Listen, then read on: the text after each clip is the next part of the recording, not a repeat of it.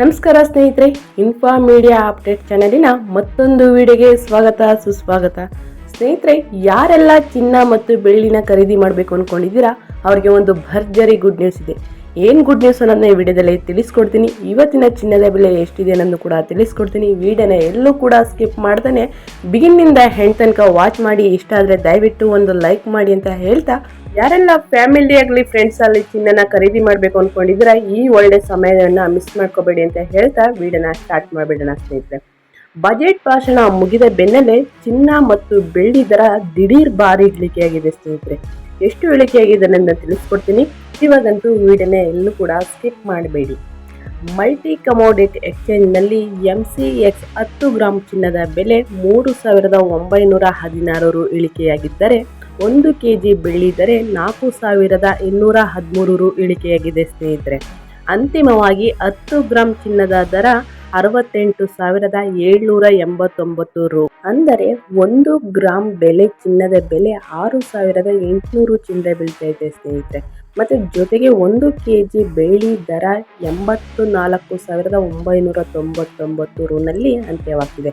ಅಂದರೆ 1 ಗ್ರಾಂ ಬೆಳ್ಳಿಯ ಬೆಲೆ 84 ಚಿಲ್ಲರೆ ಬೀಳ್ತಾ ಇದೆ ಅಂತಲೇ ಹೇಳ್ಬೋದು. ಜೊತೆಗೆ ನಿಮಗೆ ಏನೆಲ್ಲ ಆಫರ್ ಕೊಡ್ತಾ ಇದ್ದಾರೆ ಅನ್ನೋದನ್ನು ಕೂಡ ತಿಳಿಸ್ಕೊಡ್ತೀನಿ. ಅಂದರೆ ಬಜೆಟ್ ಪ್ರಸ್ತಾಪ ಅಲ್ಲದೆ ವಿಶ್ವದೆಲ್ಲೆಡೆ ನಡೆಯುತ್ತಿರುವ ಹಲವು ವಿದ್ಯಮಾನಗಳಿಂದ ಚಿನ್ನ ಬೆಳ್ಳಿ ದರ ಇಳಿಕೆಯಾಗುತ್ತಿದೆ. ಈ ಬಜೆಟ್ನಲ್ಲಿ ಚಿನ್ನ ಮತ್ತು ಬೆಳ್ಳಿಯ ಆಮದು ಸುಂಕವನ್ನು ಕಡಿತ ಮಾಡಿದ್ದರಿಂದ ಆಭರಣ ದರ ಇಳಿಕೆಯಾಗಲಿದೆ ಸ್ನೇಹಿತರೆ.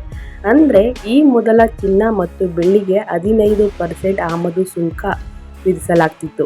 ಆದರೆ ಈಗ ಆಮದು ಸುಂಕವನ್ನು 6% ಇಳಿಕೆ ಮಾಡಲಾಗಿದೆ. ದೇಶದಲ್ಲಿ ಚಿನ್ನ ಮತ್ತು ಬೆಲೆ ಬಾಳುವ ಲೋಹದ ಆಭರಣಗಳಲ್ಲಿ ದೇಶೀಯ ಮೌಲ್ಯವರ್ಧನೆ ಹೆಚ್ಚಿಸಲು ಚಿನ್ನ ಮತ್ತು ಬೆಳ್ಳಿಯ ಮೇಲಿನ ಕಸ್ಟಮ್ಸ್ ಸುಂಕವನ್ನು 6%ಕ್ಕೆ ಮತ್ತು ಪ್ಲಾಟಿನಂ ಬೆಲೆ 6.4%ಕ್ಕೆ ಇಳಿಸಲು ನಾನು ಪ್ರಸ್ತಾಪಿಸುತ್ತೇನೆ ಎಂದು ಹಣಕಾಸು ಸಚಿವೆ ನಿರ್ಮಲಾ ಸೀತಾರಾಮನ್ ತಮ್ಮ ಬಜೆಟ್ ಭಾಷಣದಲ್ಲಿ ಹೇಳಿದ್ದಾರೆ ಸ್ನೇಹಿತರೆ.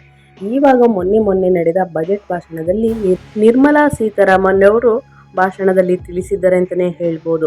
6% ತೆರಿಗೆ ಹೇಗೆ ಅಂದರೆ ಚಿನ್ನ ಮತ್ತು ಬೆಳ್ಳಿ ಮೇಲಿನ ಆಮದು ಸುಂಕವನ್ನು 10%ರಿಂದ 5% ಇಳಿಕೆ ಮಾಡಿದರೆ ಕೃಷಿ ಮೂಲ ಸೌಕರ್ಯ ಅಭಿವೃದ್ಧಿ ಸೆಸ್ ಅಂದರೆ AIDC 5%ರಿಂದ 1%ಕ್ಕೆ ಇಳಿಸಲಾಗ್ತಿದೆ ಸ್ನೇಹಿತರೆ.